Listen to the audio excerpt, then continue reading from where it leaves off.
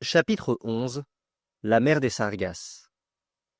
La direction du Nautilus ne s'était pas modifiée. Tout espoir de revenir vers les mers européennes devait donc être momentanément rejeté. Le capitaine Nemo maintenait le cap vers le sud. Où nous entraînait-il? Je n'osais l'imaginer. Ce jour-là, le Nautilus traversa une singulière portion de l'océan Atlantique. Personne n'ignore l'existence de ce grand courant d'eau chaude, connu sous le nom de Gulf Stream. Après être sorti des canaux de Floride, il se dirige vers le Spitzberg. Mais avant de pénétrer dans le golfe du Mexique, vers le 44e degré de latitude nord, ce courant se divise en deux bras. Le principal se porte vers les côtes d'Irlande et de Norvège, tandis que le second fléchit vers le sud à la hauteur des Açores. Puis, frappant les rivages africains et décrivant un ovale allongé, il revient vers les Antilles. Or, ce second bras, c'est plutôt un collier qu'un bras, entoure de ces anneaux d'eau chaude cette portion de l'océan froide, tranquille, immobile, que l'on appelle la mer des Sargasses. Véritable lac en plein Atlantique, les eaux du grand courant ne mettent pas moins de 3 ans à en faire le tour. La mer de Sargasses, à proprement parler, couvre toute la partie immergée de l'Atlantide. Certains auteurs ont même admis que ces nombreuses herbes dont elle est semée sont arrachées aux prairies de cet ancien continent. Il est plus probable cependant que ces herbages, algues et fucus, enlevés aux rivages de l'Europe et de l'Amérique, sont entraînés jusqu'à cette zone par le Gulf Stream. Ce fut là une des raisons qui amenèrent Colomb à supposer l'existence d'un nouveau monde. Lorsque les navires de ce hardi chercheur arrivèrent à la mer des Sargasses, ils naviguèrent non sans peine au milieu de ces herbes qui arrêtaient leur marche au grand effroi des équipages, et ils perdirent 3 longues semaines à les traverser. Telle était cette région que le Nautilus visitait en ce moment. Une prairie véritable, un tapis serré d'algues, de fucus natans, de raisins du tropique, si épais, si compact, que l'étrave d'un bâtiment ne l'eût pas déchiré sans peine. Aussi, le capitaine Nemo ne voulant pas engager son hélice dans cette masse herbeuse, se tint-il à quelques mètres de profondeur au-dessous de la surface des flots. Ce nom de Sargasses vient du mot espagnol sargazo qui signifie varech. Ce varech, le varech nageur ou porte-bée, forme principalement ce banc immense. Et voici pourquoi, suivant le savant Maury, l'auteur de la géographie physique du globe, ces hydrophytes se réunissent dans ce paisible bassin de l'Atlantique. L'explication qu'on en peut donner, dit-il, me semble résulter d'une expérience connue de tout le monde. Si l'on place dans un vase des fragments de bouchons ou de corps flottants quelconques, et que l'on imprime à l'eau de ce vase un mouvement circulaire, on verra les fragments éparpillés se réunir en groupe au centre de la surface liquide, c'est-à-dire au point le moins agité. Dans le phénomène qui nous occupe, le vase, c'est l'Atlantique. Le Gulf Stream, c'est le courant circulaire, et la mer de Sargasses, le point central où viennent se réunir les corps flottants. Je partage l'opinion de Maury, et j'ai pu étudier le phénomène dans ce milieu spécial où les navires pénètrent rarement. Au-dessus de nous flottaient des corps de toute provenance, entassés au milieu de ces herbes brunâtres, des troncs d'arbres arrachés aux Andes ou aux montagnes rocheuses et flottés par l'Amazone ou le Mississippi, de nombreuses épaves, des restes de quilles ou de carènes, des bordages défoncés et tellement alourdis par les coquilles et les anatifs qu'ils ne pouvaient remonter à la surface de l'océan. Et le temps justifiera un jour cette autre opinion de Maury, que ces matières, ainsi accumulées pendant des siècles, se minéralisent sous l'action des eaux et formeront alors d'inépuisables houillères. Réserve précieuse que prépare la prévoyante nature pour ce moment où les hommes auront épuisé les mines des continents. Au milieu de cet inextricable tissu d'herbes et de fucus, je remarquai de charmants alcyons stélés aux couleurs roses, des actinies qui laissaient traîner leurs longues chevelures de tentacules, des méduses vertes, rouges, bleues, et particulièrement ces grands rhizostomes de Cuvier dont l'ombrelle bleuâtre est bordée d'un feston violet. Toute cette journée du 22 février se passa dans la mer de Sargasses, où les poissons, amateurs de plantes marines et de crustacés, trouvent une abondante nourriture. Le lendemain, l'océan avait repris son aspect accoutumé. Depuis ce moment, pendant 19 jours, du 23 février au 12 mars, le Nautilus tenant le milieu de l'Atlantique nous emporta avec une vitesse constante de 100 lieues par 24 heures. Le capitaine Nemo voulait évidemment accomplir son programme sous-marin, et je ne doutais pas qu'il le songeât, après avoir doublé le Cap Horn, à revenir vers les mers australes du Pacifique. Ned Land avait donc eu raison de craindre. Dans ces larges mers, privées d'îles, il ne fallait plus tenter de quitter le bord. Nul moyen non plus de s'opposer aux volontés du capitaine Nemo. Le seul parti était de se soumettre. Mais ce qu'on ne devait plus attendre de la force ou de la ruse, j'aimais à penser qu'on pourrait l'obtenir par la persuasion. Ce voyage terminé, le capitaine Nemo ne consentirait-il pas à nous rendre la liberté sous serment de ne jamais révéler son existence? Serment d'honneur que nous aurions tenu. Mais il fallait traiter cette délicate question avec le capitaine. Or, serais-je bienvenu à réclamer cette liberté? Lui-même n'avait-il pas déclaré dès le début et d'une façon formelle que le secret de sa vie exigeait notre emprisonnement perpétuel à bord du Nautilus? Mon silence depuis 4 mois ne devait-il pas lui paraître une acceptation tacite de cette situation?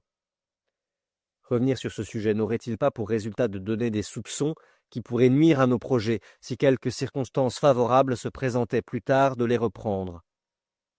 Toutes ces raisons, je les pesais, je les retournais dans mon esprit, je les soumettais à Conseil, qui n'était pas moins embarrassé que moi. En somme, bien que je ne fusse pas facile à décourager, je comprenais que les chances de jamais revoir mes semblables diminuaient de jour en jour, surtout en ce moment où le capitaine Nemo courait en téméraire vers le sud de l'Atlantique. Pendant les 19 jours que j'ai mentionnés plus haut, aucun incident particulier ne signala notre voyage. Je vis peu le capitaine. Il travaillait. Dans la bibliothèque, je trouvais souvent des livres qu'il laissait entr'ouverts, et surtout des livres d'histoire naturelle. Mon ouvrage sur les fonds sous-marins, feuilleté par lui, était couvert de notes en marge qui contredisaient parfois mes théories et mes systèmes. Mais le capitaine se contentait d'épurer ainsi mon travail, et il était rare qu'il discutât avec moi. Quelquefois, j'entendais résonner les sons mélancoliques de son orgue, dont il jouait avec beaucoup d'expression, mais la nuit seulement, au milieu de la plus secrète obscurité, lorsque le Nautilus s'endormait dans le désert de l'océan. Pendant cette partie du voyage, nous naviguâmes des journées entières à la surface des flots. La mer était comme abandonnée. À peine quelques navires à voile en charge pour les Indes se dirigeaient vers le cap de Bonne-Espérance. Un jour, nous fûmes poursuivis par les embarcations d'un baleinier qui nous prenait sans doute pour quelque énorme baleine d'un haut prix. Mais le capitaine Nemo ne voulut pas faire perdre à ces braves gens leur temps et leur peine, et il termina la chasse en plongeant sous les eaux. Cet incident avait paru vivement intéresser Ned Land. Je ne crois pas me tromper en disant que le Canadien avait dû regretter que notre cétacé de tôle ne pût être frappé à mort par le harpon de ses pêcheurs. Les poissons observés par Conseil et par moi pendant cette période différaient peu de ceux que nous avions déjà étudiés sous d'autres latitudes.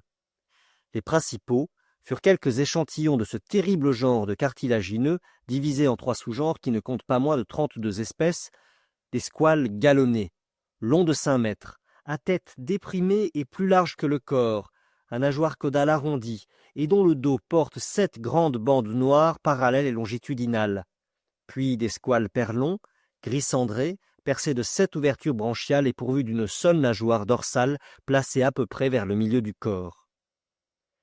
Passaient aussi de grands chiens de mer, poissons voraces s'il en fut.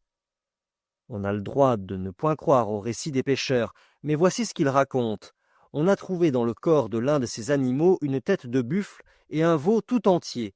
Dans un autre, 2 thons et un matelot en uniforme. Dans un autre, un soldat avec son sabre. Dans un autre, enfin, un cheval avec son cavalier. Tout ceci, à vrai dire, n'est pas article de foi. Toujours est-il qu'aucun de ces animaux ne se laissa prendre au filet du Nautilus, et que je ne pus vérifier leur voracité. Des troupes élégantes et folâtres de dauphins nous accompagnèrent pendant des jours entiers. Ils allaient par bandes de 5 ou 6, chassant en meute comme les loups dans les campagnes. D'ailleurs, non moins voraces que les chiens de mer, si j'en crois un professeur de Copenhague, qui retira de l'estomac d'un dauphin 13 marsouins et 15 phoques. C'était, il est vrai, un épaulard, appartenant à la plus grande espèce connue et dont la longueur dépasse quelquefois 24 pieds.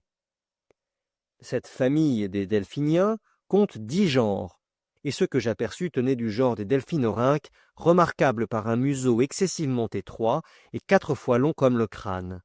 Leur corps, mesurant 3 mètres, noir en dessus, était en dessous d'un blanc rosé semé de petites taches très rares.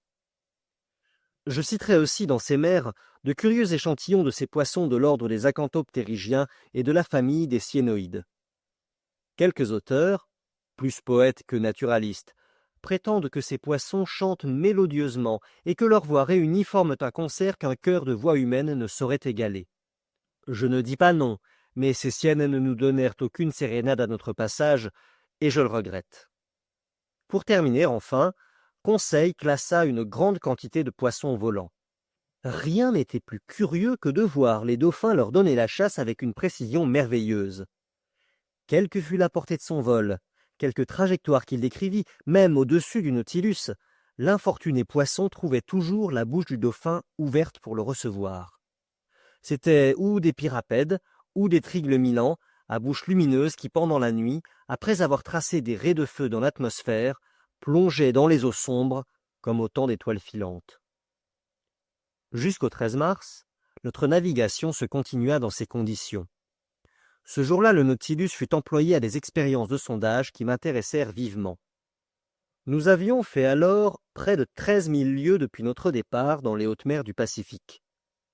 Le point nous mettait par 45 degrés 37 minutes de latitude sud et 37 degrés 53 minutes de longitude ouest. C'étaient ces mêmes parages où le capitaine Denham de l'Herald fila 14 000 mètres de sonde sans trouver de fond. Là aussi, le lieutenant Parker de la frégate américaine Congress n'avait pu atteindre le sol sous-marin par 15 140 mètres. Le capitaine Nemo résolut d'envoyer son Nautilus à la plus extrême profondeur afin de contrôler ses différents sondages. Je me préparais à noter tous les résultats de l'expérience. Les panneaux du salon furent ouverts, et les manœuvres commencèrent pour atteindre ces couches si prodigieusement reculées. On pense bien qu'il ne fut pas question de plonger en remplissant les réservoirs. Peut-être n'eussent-ils pu accroître suffisamment la pesanteur spécifique du Nautilus. D'ailleurs, pour remonter, il aurait fallu chasser cette surcharge d'eau et les pompes n'auraient pas été assez puissantes pour vaincre la pression extérieure. Le capitaine Nemo résolut d'aller chercher le fond océanique par une diagonale suffisamment allongée au moyen de ces plans latéraux qui furent placés sous un angle de 45 degrés avec les lignes d'eau du Nautilus. Puis, l'hélice fut portée à son maximum de vitesse et sa quadruple branche battit les flots avec une indescriptible violence. Sous cette poussée puissante, la coque du Nautilus frémit comme une corde sonore et s'enfonça régulièrement sous les eaux. Le capitaine et moi, postés dans le salon, nous suivions l'aiguille du manomètre qui déviait rapidement. Bientôt fut dépassée cette zone habitable où résident la plupart des poissons. Si quelques-uns de ces animaux ne peuvent vivre qu'à la surface des mers ou des fleuves, d'autres, moins nombreux, se tiennent à des profondeurs assez grandes. Parmi ces derniers, j'observais l'exanche, espèce de chien de mer muni de 6 fentes respiratoires, le télescope aux yeux énormes, le malarma cuirassé, aux thoracines grises, aux pectorales noires, que protégeait son plastron de plaques osseuses d'un rouge pâle, puis enfin le grenadier, qui, vivant par 1200 mètres de profondeur, supportait alors une pression de 120 atmosphères. Je demandai au capitaine Nemo s'il avait observé des poissons à des profondeurs plus considérables. « Des poissons, me répondit-il, rarement. Mais dans l'état actuel de la science, que présume-t-on, que sait-on ? Le voici, capitaine. On sait que, en allant vers les basses couches de l'océan, la vie végétale disparaît plus vite que la vie animale. On sait que là où se rencontrent encore des êtres animés ne végète plus un seul hydrophyte. On sait que les pèlerines, les huîtres, vivent par 2000 mètres d'eau et que McClintock, le héros des mers polaires, a retiré une étoile vivante d'une profondeur de 2500 mètres. On sait que l'équipage du Bulldog de la Marine royale a pêché une astérie par 2620 brasses, soit plus d'1 lieue de profondeur. Mais capitaine Nemo, peut-être me direz-vous qu'on ne sait rien. Non, monsieur le professeur, répondit le capitaine. Je n'aurai pas cette impolitesse. Toutefois, je vous demanderai comment vous expliquer que des êtres puissent vivre à de telles profondeurs. Je l'explique par deux raisons, répondis-je.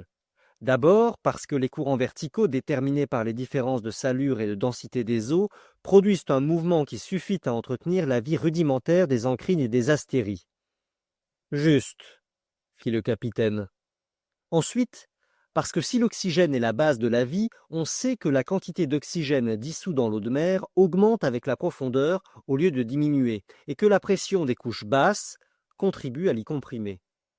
Ah, on sait cela, répondit le capitaine Nemo d'un ton légèrement surpris. Eh bien, monsieur le professeur, on a raison de le savoir car c'est la vérité. J'ajouterai en effet que la vessie natatoire des poissons renferme plus d'azote que d'oxygène quand ces animaux sont pêchés à la surface des eaux, et plus d'oxygène que d'azote au contraire quand ils sont tirés des grandes profondeurs, ce qui donne raison à votre système. Mais continuons nos observations. Mes regards se portèrent sur le manomètre. L'instrument indiquait une profondeur de 6000 mètres. Notre immersion durait depuis 1 heure. Le Nautilus, glissant sur ses plans inclinés, s'enfonçait toujours. Les eaux désertes étaient admirablement transparentes et d'une diaphanéité que rien ne saurait peindre. 1 heure plus tard, nous étions par 13 000 mètres, 3 lieues et quart environ. Et le fond de l'océan ne se laissait pas pressentir. Cependant, par 14 000 mètres, j'aperçus des pics noirâtres qui surgissaient au milieu des eaux, mais ces sommets pouvaient appartenir à des montagnes hautes comme l'Himalaya ou le Mont Blanc, plus hautes même, et la profondeur de ces abîmes demeurait inévaluable. Le Nautilus descendit plus bas encore, malgré les puissantes pressions qu'il subissait. Je sentais ces tôles trembler sous la jointure de leurs boulons. Ces barreaux s'arquaient, ces cloisons gémissaient, les vitres du salon semblaient se gondoler sous la pression des eaux, et ce solide appareil eût cédé sans doute, si ainsi que l'avait dit son capitaine, il n'eût été capable de résister comme un bloc plein. En rasant les pentes de ces roches perdues sous les eaux, j'apercevais encore quelques coquilles, des serpulas, des spinorbis vivantes, et certains échantillons d'astéries. Mais bientôt ces derniers représentants de la vie animale disparurent, et au-dessous de 3 lieues, le Nautilus dépassa les limites de l'existence sous-marine, comme fait le ballon qui s'élève dans les airs au-dessus des zones respirables. Nous avions atteint une profondeur de 16 000 mètres, 4 lieues, et les flancs du Nautilus supportaient alors une pression de 1600 atmosphères, c'est-à-dire 1600 kg par chaque centimètre carré de surface. Quelle situation, m'écriai-je. Parcourir dans ces régions profondes où l'homme n'est jamais parvenu. Voyez, capitaine, voyez ces rocs magnifiques, ces grottes inhabitées, ces derniers réceptacles du globe où la vie n'est plus possible. Quels sites inconnus. Et pourquoi faut-il que nous soyons réduits à n'en conserver que le souvenir? Vous plairait-il, me demanda le capitaine Nemo, d'en rapporter mieux que le souvenir?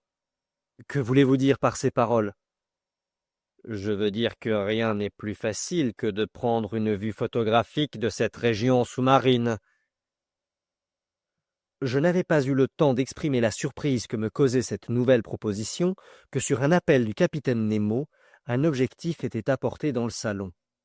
Par les panneaux largement ouverts, le milieu liquide, éclairé électriquement, se distribuait avec une clarté parfaite.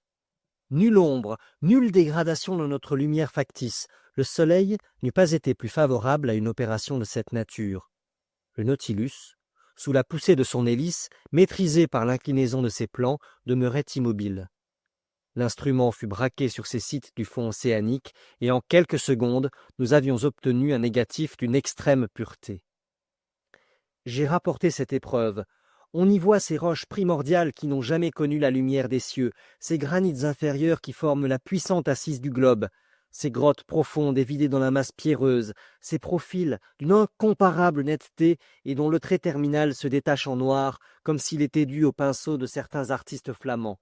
Puis, au-delà, un horizon de montagnes, une admirable ligne ondulée qui compose les arrière-plans du paysage. Je ne puis décrire cet ensemble de roches lisses, noires, polies, sans une mousse, sans une tache, aux formes étrangement découpées et solidement établies sur ce tapis de sable qui étincelait sous les jets de la lumière électrique. Cependant, le capitaine Nemo, après avoir terminé son opération, m'avait dit « Remontons, monsieur le professeur, il ne faut pas abuser de cette situation ni exposer trop longtemps le Nautilus à de pareilles pressions. »« Remontons, répondis-je. Tenez-vous bien. » Je n'avais pas encore eu le temps de comprendre pourquoi le capitaine me faisait cette recommandation, quand je fus précipité sur le tapis. Son hélice embrayée sur un signal de capitaine, ses plans dressés verticalement, le Nautilus, emporté comme un ballon dans les airs, s'enlevait avec une rapidité foudroyante. Il coupait la masse des eaux avec un frémissement sonore. Aucun détail n'était visible. En 4 minutes, il avait franchi les 4 lieues qui le séparaient de la surface de l'océan, et après avoir émergé comme un poisson volant, il retombait en faisant jaillir les flots à une prodigieuse hauteur.